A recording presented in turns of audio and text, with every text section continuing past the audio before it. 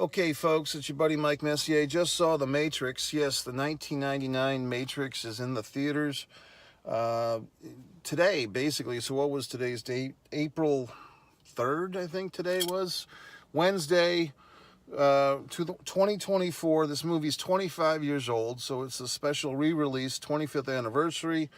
And I made a point to go see it, and I was not the only one. The theater had a nice crowd tonight. I mean, a nice, comparatively, about 9 people. And you might be saying, well, like, gee whiz, Mike, that's nothing. But on a Wednesday at 6:30 p.m. In this particular town, that's actually pretty good. I go to a lot of movies. A lot of times, there's my only person in the theater is me. But should you see this movie? Should you not? If you haven't seen The Matrix by now, what are you waiting for?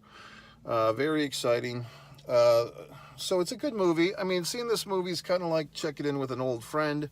I'm not one of these people that has certain movies that I watch repeatedly. There's a few like that in my life, maybe Highlander, maybe Goodfellas, but I don't really make a point. I know some folks, they'll watch the Lord of the Rings every year, or they'll watch the Star Wars movies every year. I don't do that. If the movie happens to get re-released, a special event like this, that I want to see, I'll go see it, and I did. So what do well, first of all, I went into this thing, the Matrix is kind of one of those pop culture phenomenons that people kind of retool. The blue pill, red pill routine has been kind of culturally appropriated by different agendas. People want to use that for their own things, and I don't know. I mean, it's nice to see the actual source material, because you hear the blue pill, red pill, different people use that metaphor for different things. And it's nice to see the original movie, okay, and how it was used there. And then Lawrence Fishburne, I don't know if you've heard this story. I've heard it a million times. Apparently, Quentin Tarantino, when he was writing the character in Pulp Fiction that eventually Samuel L. Jackson would play, Jules, our buddy there, fucking Tarantino, wrote it for Fishburne. And apparently Fishburne did not want to do it for whatever the fuck reason. And I believe that what Fishburne says is that his agents or managers at the time wanted Lawrence Fishburne to only be considered for lead roles. And this character of Jules, in their opinions, was not the lead role in Pulp Fiction, although I would say that Pulp Fiction really is an ensemble movie, 3 different storylines, as we know, and Jules is right up there with the Travolta character and the Bruce Willis character and the Uma Thurman and so forth. And these agents or managers said, no, Fish. I don't even know if they gave him the script or not, but in any event, he ended up not doing the movie, went to Samuel Jackson, and the rest is history. So I kind of feel, in my view of the world, that this movie, The Matrix, was kind of like the make good for that, because, Lawrence Fishburne has second seating, basically, second on the list here for this one, behind Keanu. And Fishburne basically has an iconic performance in this. So, I mean, what lesson can we learn? Whatever the fuck. If you make a big goofball mistake and pass on them, whether you make it or your agent manager. I guess the point is, if you have fucking idiots for agents and managers that don't know a great opportunity for the talent when it's there on their goddamn silver platter, then just people are fucking morons, okay? So anyway, moving on. The other thing that it reminds me of this movie reminds me, there was a time for like 10 years when everyone shat all over Keanu Reeves' acting, that he said whoa too much and he was just an idiot. Probably the younger folks out there don't remember this, but I clearly do. There was this time when Keanu Reeves' acting was like this goddamn punchline, but the guy just kept doing movie after movie. I don't know if he's ever been an Academy Award guy or not. I don't think so. But I mean, he's just, he's the people's favorite. So whoever the fuck shits all over his acting, I mean, it was one of those like late night talk show jokes or stand-up comedian jokes. If you wanted a cheap laugh, you took a pot shot at Keanu Reeves' acting. Well, he's doing better than any of us assholes. So there you go. What else? Okay, here we go. Here's the timely conversation. A couple of years ago, I started hearing when, they're making this Matrix, like the fourth sequel or whatever the fuck, which I did see about a year ago. The two individuals, originally they were brothers, now they're sisters. Wachowski, I believe is the name.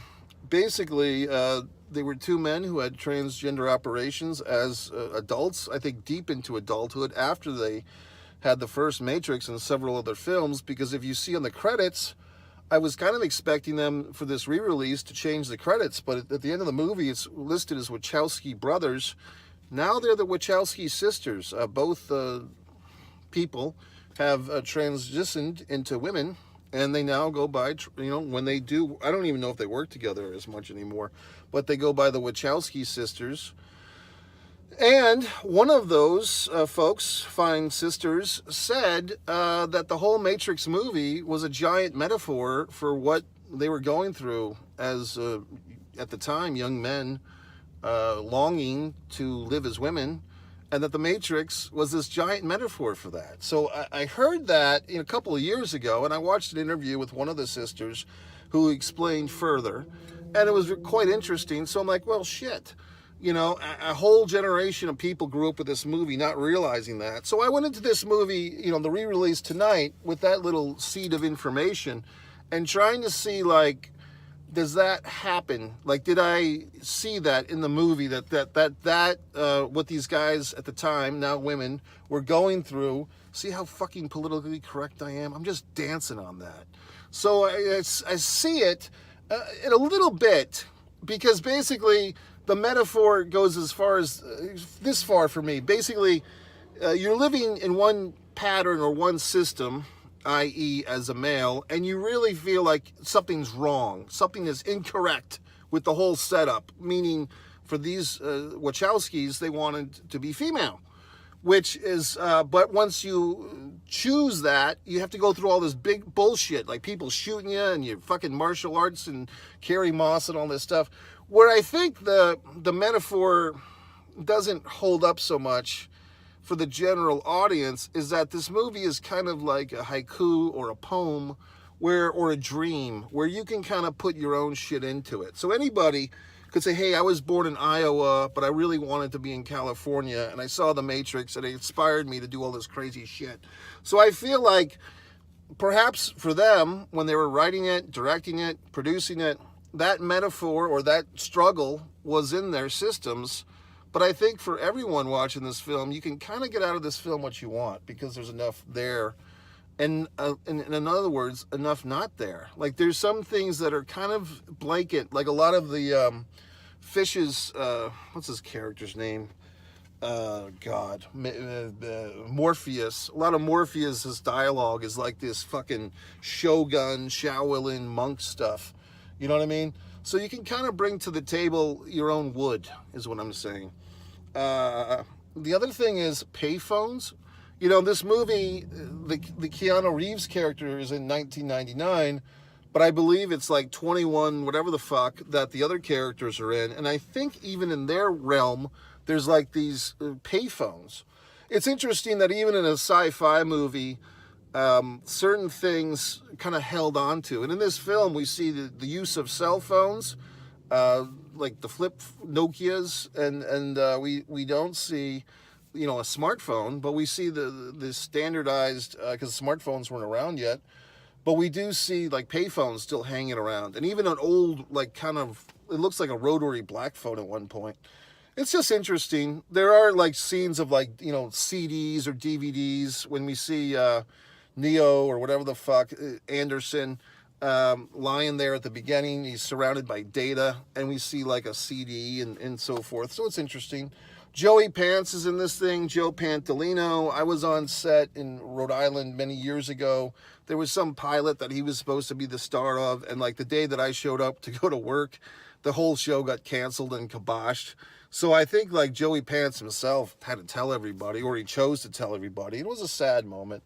What else? And he had these two little dogs. Like he was one of these actors that had like little dogs, like little show-off dogs. You know what I mean? That he's walking around. What else? Carrie-Anne Moss, you know, beautiful woman, and I'm watching this movie and I'm thinking, who the fuck, you know, what happened to her? Like, and I guess she's still rich and famous and all that shit. But I mean, I think she was in the Matrix thing from last year. I don't remember seeing her in a ton of crap anymore. What else? What else, folks? I don't know, just a lot. Oh, the fucking bad guy, the guy that plays Smith. Really, he's kind of like the guy in Terminator 2. Like, he's kind of this iconic villain. But, I mean, I'm sure he does, like, conventions and horse shit. But has he had a great career since? I don't know. You tell me. Tank and Dozer, you know, that's nice. I don't know. I like the fucking movie. I mean, I'm not going to write an essay about all the wonderful things. I'm just kind of thinking about, you know, I go into this movie with kind of like looking for this, you know, transgender metaphor that the Wachowskis have proclaimed. I see it a little bit, but I also see that I don't think it applies to everybody, because that's the great thing about art. You know, whether it's my art, these wonderful paintings that I do, okay, acrylics. This one's still in the making. I haven't colored these folks in down here. Or all the wonderful things I do, art is really open to everyone. You know, once you make your art, the film, or whether you write a book, or whatever the fuck you do, because really there's two creators. There's the creator, the painter, in this situation me, and then there's the interpreter, in this situation you. And with these films like The Matrix or The Wizard of Oz or whatever the fuck movie, you know, you can put a lot into it, but it's like, as far as creating it, but it's really like a great piece of art is when the audience, how much they put into it. So how much of your art, whether it's your film, your book, your poem, whatever, the song, whatever the fuck it is, painting, whatever you do, how much does it inspire an audience to give their take on it? So that's it, MikeMessier.com with all these deep thoughts. The Matrix, thumbs up, good job.